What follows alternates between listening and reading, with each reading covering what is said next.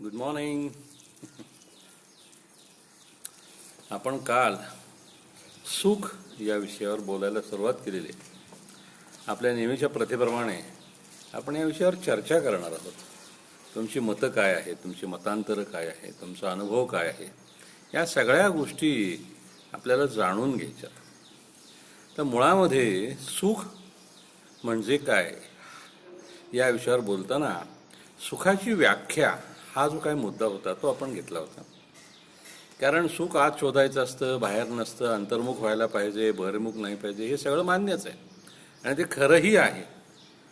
मात्र ज्याला शोधायचं ते सुख, जे प्राप्त करायचं ते सुख म्हणजे नक्की काय आहे हे शोधायला आपण आता निघालेलो आहोत. आपण काल असं पाहिलं की आत्मतत्व सर्व शरीराला, सर्वेंद्रियांना व्यापून असलेलं सहावं इंद्रिय मन आणि पंचभूतांनी तयार झालेला देह हे ज्यावेळेला इक्विलिब्रियममध्ये असतील, वेल हार्मनीमध्ये असतील, त्यावेळेला जी अवस्था असते त्या अवस्थेला सुख असं म्हणतात. आपण पाहतो अतिशय उत्तम गीत आपण ऐकतो.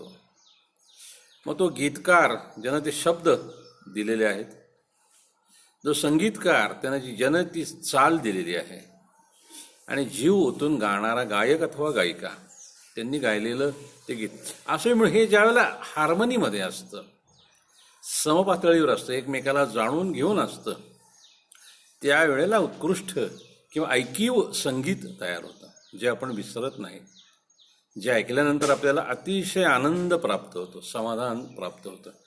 त्याप्रमाणे ज्या वेळेला व्हायटल फोर्स, चैतन्य, आत्मतत्व, सर्वेंद्रियांना व्यापून असलेलं मन आणि सर्वेंद्रियांनी युक्त असं शरीर हे ज्यावेळेला वेल हार्मनीमध्ये असतात, त्यावेळेला जी अवस्था असते त्यावेळेला त्या अवस्थेला सुख असं म्हटलेलं आहे. आता प्रश्न असा राहिला की हे प्राप्त कसं करून घ्यायचं. आता आपल्याला अवस्था लक्षात आली की सुख म्हणजे नक्की काय, इथपर्यंत आपण आलो, बरोबर आहे. याबद्दल कोणाची काही शंका असेल तर जरूर विचारा. आता हे प्राप्त कसं करून घ्यायचं हा पहिला प्रश्न आहे आपल्याला. आपल्याला अनेक वेळेला अनेक संत, महात्मे, ग्रंथ आपल्याला अनेक गोष्टी सोडायला सांगतात. कारण ज्या वेळेला ज्या चैतन्याकडून, परमचैतन्यातून आम्ही आलेलो आहोत, त्या चैतन्याचा एक अंश म्हणून आम्ही आलेलो आहोत, एक सर्वश्रेष्ठ कलाकृती म्हणून आलेलो आहोत, त्यावेळेला आमच्यामध्ये त्या चैतन्याचे काही गुण असणं अपेक्षित आहे, नाही का. आणि जे अवगुण त्या चैतन्यामध्ये नाहीत ते आमच्यामध्ये नसायला पाहिजेत. ही पहिली बेसिक क्वालिफिकेशन जे काही आहे हे आपण आधी लक्षात घ्यायला पाहिजे. षड्रिपू म्हणून जे काही म्हटलेले आहेत ते सर्व जे काही आहेत ते काही त्या ईश्वराच्या एकूणच परमसत्तेच्या, परमचैतन्याच्या क्वालिफिकेशन्समध्ये बसत नाही. त्याच्या एकूण जे काही वर्णन केलं जातं त्यामध्ये हे काही बसत नाही. मग एक मनुष्य म्हणून आपलं वर्णन करताना हे कसं येऊ शकेल. याचा अर्थ हे काहीतरी वेगळं आहे, ज्यानं आपलं मन, चित्त, बुद्धी, अहम हे सगळं व्यापून टाकलेलं आहे, जिला आध्यात्मिक भाषेमध्ये माया असं म्हटलेलं आहे. माया. शंकराचार्य म्हणतात ब्रह्मसत्य जगन्मिथ्या. ब्रह्मसत्य आहे, जे एकमेवाद्वितीय आहे ते सत्य आहे, जे कधीही बदलत नाही ते सत्य आहे. नित्यम तथैवच ही सत्याची व्याख्या त्यांनी सांगितलेली आहे. जे नित्य आहे आणि सतत आहे ते सत्य, जे त्रिकालाबाधित आहे ते सत्य. आणि आम्ही जिथं आहोत, ज्या वातावरणामध्ये आहोत, ज्या षड्रिपूंनी व्यापलेल्या विश्वामध्ये आहोत, जे क्षणोक्षणाला बदलत आहे, ह्या संसारामध्ये जे काही आपण आहोत तो वेगळा आहे, ते मिथ्या आहे. मिथ्या या शब्दाचा अर्थ असा की जे सत्य नाहीये. मिथ्याचा अर्थ आम्हाला दिसते ते अमान्य करणे असा नसून, ज्यावेळेला आम्ही सत्याची व्याख्या बघू त्यावेळेला आम्हाला ह्या मिथ्याची गोष्ट लक्षात येऊ शकते. नित्यम तथैवच, जे नित्य आहे आणि हे विश्व जे आम्हाला दिसतंय हे क्षणोक्षणी बदलत आहे. तुम्ही आम्ही सुद्धा जे मागच्या क्षणाला होतो ते आत्ता नाही आहोत. आमच्या शरीरातल्या अगणित पेशी मरून गेलेल्या आहेत, अगणित पेशी नवीन जन्माला आलेल्या आहेत. म्हणजे एक क्षणापूर्वी बेरीज मात्र तेवढीच राहते. हे लक्षात घ्या. ओम पूर्णमद पूर्णमिदम पूर्णात पूर्णमुदच्यते पूर्णस्य पूर्णमादाय पूर्णमेवावशिष्यते. हा जो श्लोक आहे त्या श्लोकाचा अर्थ जर आपण पाहिला तर आपल्या लक्षात येईल की बेरीज पेशींची तेवढीच राहते, मात्र लक्षावधी मरून गेल्या आणि लक्षावधी नवीन निर्माण झाल्या. म्हणजे मरून गेल्या त्या वजा झाल्या आणि नवीन आल्या त्या त्यामध्ये आल्या, मग संख्या तेवढीच झाली. हा बदल सतत होत आहे, ज्याची आपल्याला जाणीव नाही आहे. ज्याची आपल्याला जाणीव नाही, वस्तुतः ही जाणीव आपल्याला सतत असायला पाहिजे. ही जाणीव जर आमची जागृत राहिली तर मग मात्र आमचा पाय घसरणे हे होणार नाही.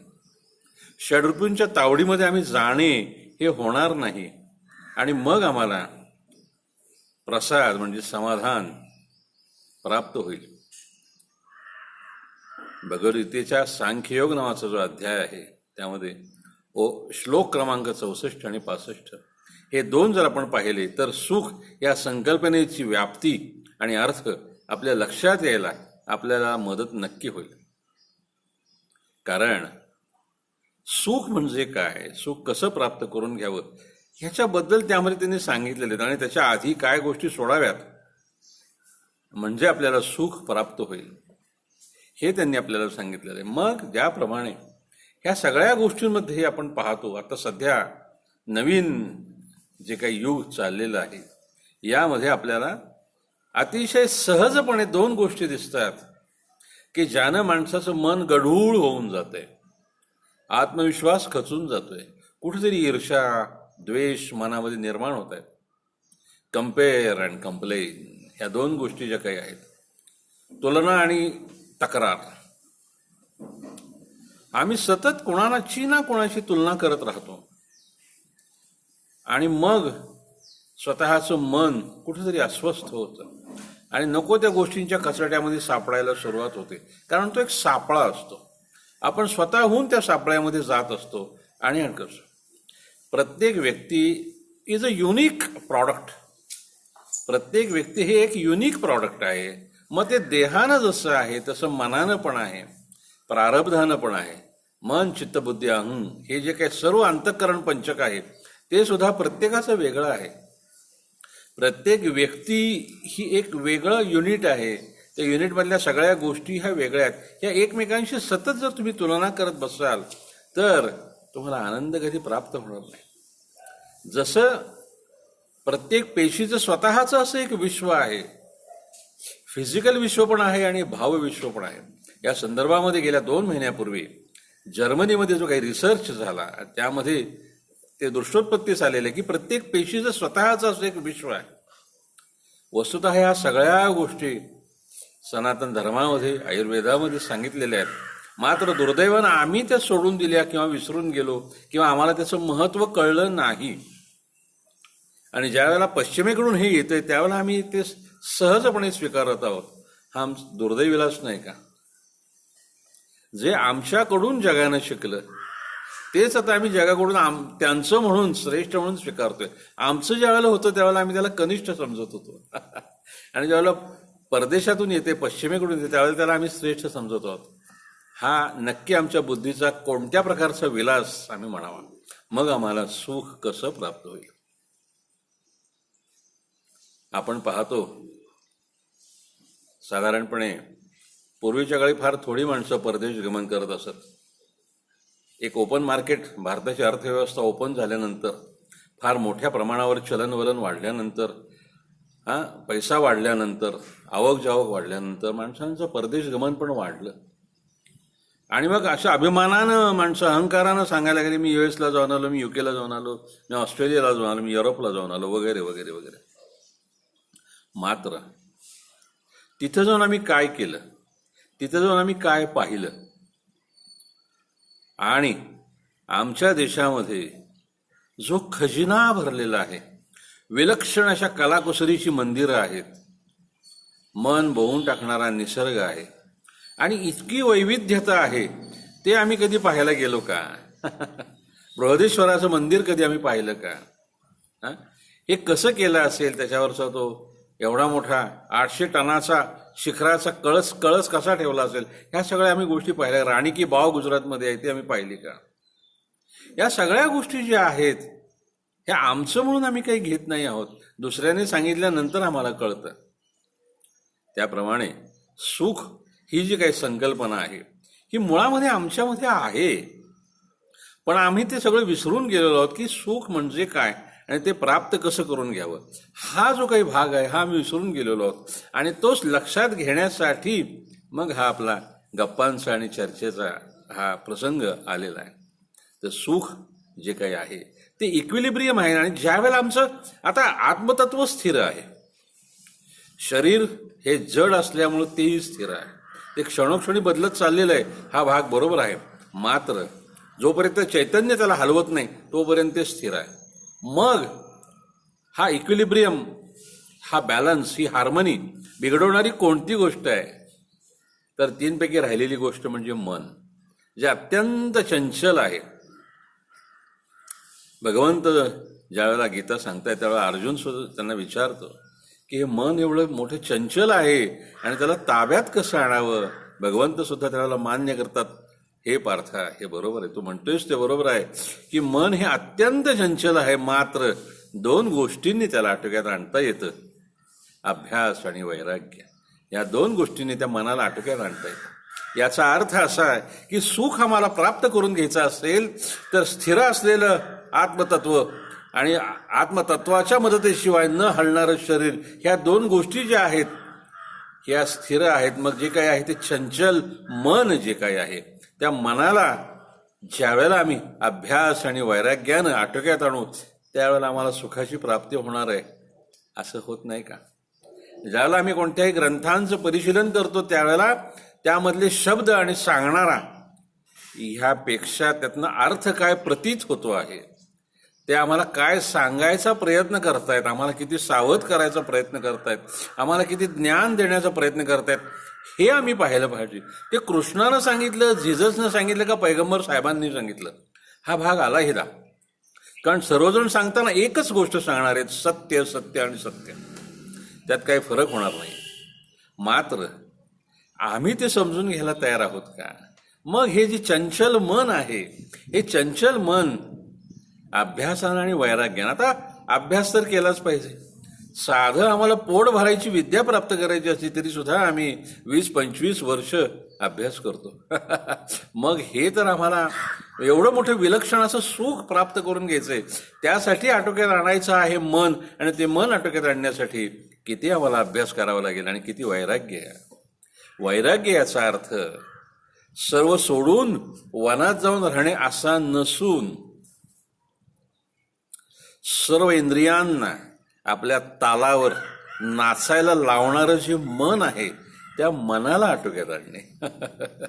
ज्याप्रमाणे मुळांना पाणी घातल्यानंतर सर्व वृक्षाला पाणी मिळतं, प्रत्येक पानाला, प्रत्येक फांदीला पाणी नाही घालावं लागत, बरोबर आहे की नाही? त्याप्रमाणे जे कोणी षड्रिपू आहेत त्या सगळ्यांना एकेकाकडे बघावं लागत नाही. एकदा त्या मनाची मानगोट धरून ताब्यात आणलं आणि पायाखाली दाबलं की हे षड्रिपू आपोआप स्थिर होतात. आणि ते स्थिर झाले की मग तुमच्या इंद्रियांची वळवळ, चळवळ जी काय असेल ती थांबून जाते. त्यांनाही स्थिर व्हावं लागतं. तर ही जी हार्मनी आहे, हे जे इक्विलिब्रियम आहे, 2 स्थिर गोष्टी आणि एक अस्थिर गोष्ट, तर ही अस्थिर गोष्ट ज्या वेळेला स्थिर होईल त्यावेळेला हे हार्मनीमध्ये येणार आहेत, इक्विलिब्रियममध्ये येणार आहेत. आणि इक्विलिब्रियममध्ये आल्यानंतर सुखच सुख आहे, दुसरं काही नाही. मग हे कसं आटोक्यात आणायचं आहे आम्हाला? तर ह्या मनाला प्रयत्नपूर्वक वैराग्यानं, अभ्यासानं आटोक्यात आणायचं. आणि ज्या काही भावना आहेत, मग त्या प्रेमाच्या भावना असतील, प्रीतीच्या भावना असतील किंवा द्वेषाच्या भावना असतील, ह्या सर्व ज्या आहेत ह्यांचा मनपूर्वक त्याग करून, याचा अर्थ कोणत्याही प्रकारची आसक्ती, तिचा मूलतः त्याग करून. कारण आसक्तीशिवाय प्रेम नाही आणि आसक्तीशिवाय द्वेष नाही, बरोबर आहे की नाही? अति आसक्ती मग ते प्रेमामध्ये जाईल, आणि परव्हर्टेड आसक्ती जी काही आहे ती द्वेषाकडे जाईल. तर जोपर्यंत ही आसक्ती आमची जात नाही आणि ह्यासाठी मग ज्या वेळेला आम्ही अभ्यास करू, वैराग्य प्राप्त करून घेऊ, त्यावेळेला हे सहज शक्य आहे. अशक्य ते काहीही नाही हे ज्यावेळेला आम्ही लक्षात घेऊ त्यावेळेला मग आमच्या लक्षात येईल आणि मग आम्हाला सुख, समाधान आणि संतोष ह्या पायऱ्या सांगितलेल्या आहेत. सुख, समाधान आणि संतोष. संतोष हा जो काही भाग आहे हा सुखाची आणि समाधानाची आत्यंतिक उच्च अवस्था आहे, ती आम्हाला प्राप्त होणार आहे. पण मुळामध्ये आम्हाला आधी सुख तर प्राप्त व्हायला पाहिजे आणि सुख प्राप्त करून घेण्यासाठी सुख म्हणजे नक्की काय हे तरी कळून घेतलं पाहिजे. म्हणून आपण जी व्याख्या केली त्या व्याख्येची आज अभ्यास करताना आपल्या असं लक्षात आलं की परमतत्व जे काही आहे हे स्थिर आहे, चैतन्य स्थिर आहे, जड देह जो आहे तो स्थिर आहे. मग जे वळवळ करणारं मन आहे त्याला ज्या वेळेला आम्ही ताब्यात आणू, त्याच्यात जे विकृतीकरण होत चाललेलं आहे, विकृतीकरण ते आम्ही ज्या वेळेला आटोक्यात आणू, काम एष, क्रोध एष, लोभ असं भगवंत सांगतात की इच्छा, वासना मुळामध्ये ह्या सगळ्यांना हलवणारी, खळबळवणारी गोष्ट जर कोणती असेल तर ती इच्छा असेल. ज्या वेळेला आम्ही स्वतःला ईश्वरार्पण करू, ईश्वराच्या चरणावर ज्या वेळेला आम्ही शरणागत होऊ आणि तू आणि फक्त तूच ही भावना ज्या वेळेला आमच्या मनामध्ये निर्माण होईल त्यावेळेला मग आमचं मन अस्थिर होणं हे थांबू शकेल. कारण गुणकर्म विभागशः चातुर्वर्ण्य मयम सृष्ट्या गुणकर्म विभागशः. जे आम्ही जन्माला आलेलो आहोत ते आमचे गुण आणि आमची कर्म हे घेऊन आलेलो आहोत. त्यामध्ये कोणी काही करू शकत नाही. साक्षात ईश्वर सुद्धा त्यात काही करत नाही. कारण action is equal to reaction हा निसर्गाचा नियम ईश्वर सुद्धा बदलत नाहीत, तोडत नाहीत. मग जे काही कर्म घडून गेला असेल त्यानुसार त्याची प्रतिध्वनी, प्रतिकृती जे काही उमटणार असेल ते तर आम्हाला घेतलंच पाहिजे ना पदरात. मग त्यानुसार आम्हाला जे काही प्राप्त होणार आहे ते आम्ही शांततेनं जर स्वीकारलं तर ही कर्माची चेन तुटू शकते. ज्याप्रमाणे आपण सध्या करोनाच्या दिवसामध्ये ती कॉन्टॅक्ट चेन तोडायचा प्रयत्न करतोय, लॉकडाऊन करतोय, सोशल डिस्टन्सिंग करतोय, हे ज्याप्रमाणे आपण करतोय त्याप्रमाणे कर्माची जी काही साखळी आहे, ॲक्शन, रिॲक्शन, ध्वनी, प्रतिध्वनी, ही जी काही साखळी आहे हे ज्या वेळेला आम्ही शरणागत होऊ ईश्वराच्या चरणी, गुरूंच्या चरणी, लिंगोद्भव गुरु जे काही आहेत त्यांच्या चरणी, ज्या वेळेला आम्ही शरणागत होऊ, आमचं सर्वस्व त्यांच्या चरणी वाहू आणि मग जे आम्हाला प्राप्त होईल तो त्यांचा प्रसाद आहे या भावनेनं ज्या वेळेला आम्ही वागू त्यावेळेला आम्हाला परमावधीचं सुख प्राप्त झाल्याखेरीज राहणार नाही. कारण सुख प्राप्त होण्याच्या मध्ये मनाला चंचल करणाऱ्या ज्या काही गोष्टी आहेत त्या सर्व गोष्टीचा आम्ही त्याग केलेला आहे. आणि ह्यांना खळबळवणारं जे काही मन आहे, जे अस्थिर मन आहे, चंचल मन आहे, त्याला आम्ही अभ्यासानं आणि वैराग्यानं आटोक्यात आणण्याचा प्रयत्न करत आहोत. ज्या वेळेला ते होणार आहे त्यावेळेला परमावधीचं सुख आम्हाला प्राप्त होणार आहे. आपण पहा, पुराणांमध्ये असेल, वाङ्मयामध्ये असेल, जे कोणी संत महात्मे होऊन गेले हे सर्वच काही फार त्यांच्याकडे आर्थिक गोष्टी होत्या, फार मोठं धन होतं, अशातला काही भाग नव्हता. मात्र मनावर संपूर्ण प्रभुत्व मिळाल्यामुळं त्यांना सुख, समाधान आणि संतोष हा प्राप्त झालेला होता. आणि नुसतं त्यांच्याकडे पाहून, त्यांच्या त्या समाधानी चेहऱ्याकडे पाहून सुद्धा आम्हाला ते सुखाची चुणूक लागत असे. मग आता आमच्या लक्षात हळूहळू येतं की ज्या दोन स्थिर गोष्टी आहेत त्या स्थिर आहेत, त्या राहणारच आहेत.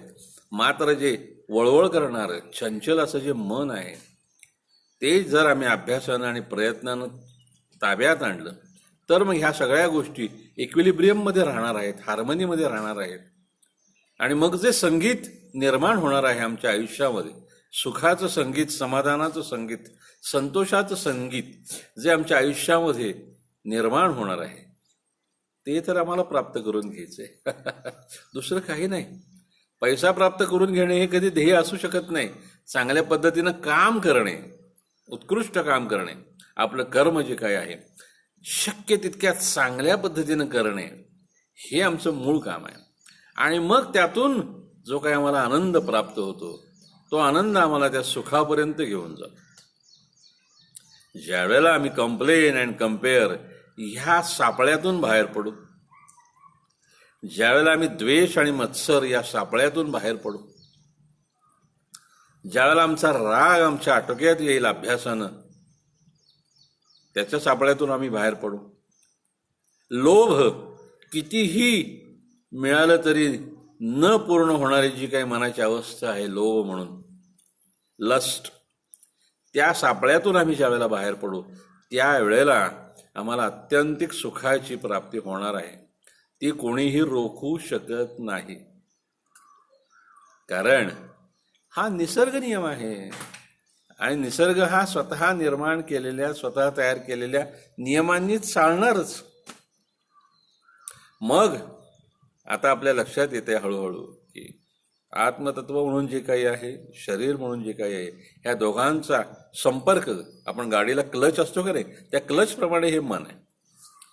ह्या दोन्हीचा संपर्क साधून देणारं जे मन आहे, त्या मनाला त्याची उसळण्याची भावना जी काय आहे, चंचलत्व जे काय आहे, हे अभ्यासानं आणि वैराग्यानं ज्या वेळेला आम्ही आटोक्यात आणू, आमच्या भावभावनांवर ज्या वेळेला आम्हाला नियंत्रण प्राप्त करून घेण्याची शक्ती अभ्यासानं प्राप्त होईल. अभ्यासाशिवाय जगामध्ये, या विश्वामध्ये कोणालाही काहीही लाभलेलं नाही. प्रामाणिक प्रयत्नाशिवाय, प्रामाणिक कष्टाशिवाय या विश्वामध्ये कधीही कोणाला काही प्राप्त झालेलं नाही. हे नेहमी लक्षात घ्यायचं.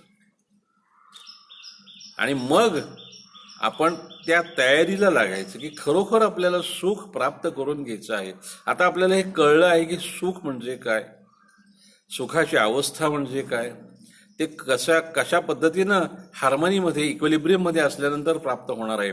आणि हे इक्विलिब्रियम आणि ही हार्मनी कशी प्राप्त करून घ्यायची, त्यामध्ये विसंगती निर्माण करणारा जे काही मन आहे त्याला कसं स्थिर करायचं अभ्यासानं, वैराग्यानं, हे पाहिल्यानंतर मग मात्र आम्हाला सुख हे मिळणारच आहे. या सुख मिळाल्याशिवाय कधीही राहणार नाही, हे नक्की अगदी.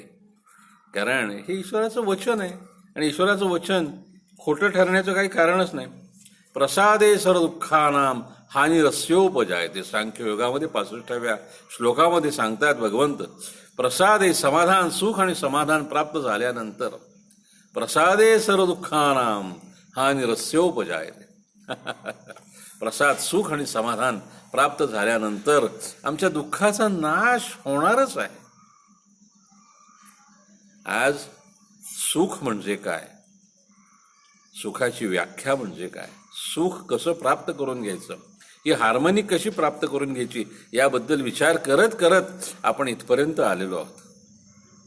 आणि हे आपण चर्चात्मक स्वरूपामध्ये करत आहोत. तुमचे प्रश्न आहेत, त्या प्रश्नांची उत्तरं देताना आणि ज्या वेळेला आपण बारकाईनं ऐकाल त्यावेळेला तुमच्या लक्षात येईल की तुमच्या प्रश्नाचं उत्तर इथून कुठून तरी येत आहे. जो प्रश्न तुमच्या मनामध्ये निर्माण झालेला आहे, जो प्रश्न तुम्हाला अनेक दिवस छळतोय, त्या प्रश्नाचं उत्तर तुम्हाला इथं कुठेतरी मिळालेलं आहे, हे तुमच्या लक्षात येईल. कारण ही संतवाणी जी काही आहे ती येते, या मुखातून बाहेर येते, माझं विश्वंभर बोलविता, याशिवाय दुसरं काही नाही. तर आज आपण या दुसऱ्या भागामध्ये इथपर्यंत आलेलो आहोत. सुख म्हणजे काय आणि सुख कसं प्राप्त करून घ्यावं या विषयावर चर्चा करताना इथपर्यंत आलेलो आहोत. हेच व्याख्यान डॉक्टर प्रमोद जंगम या यूट्यूब चॅनलवर सुद्धा उपलब्ध आहे, आपण इथं पाहू शकता.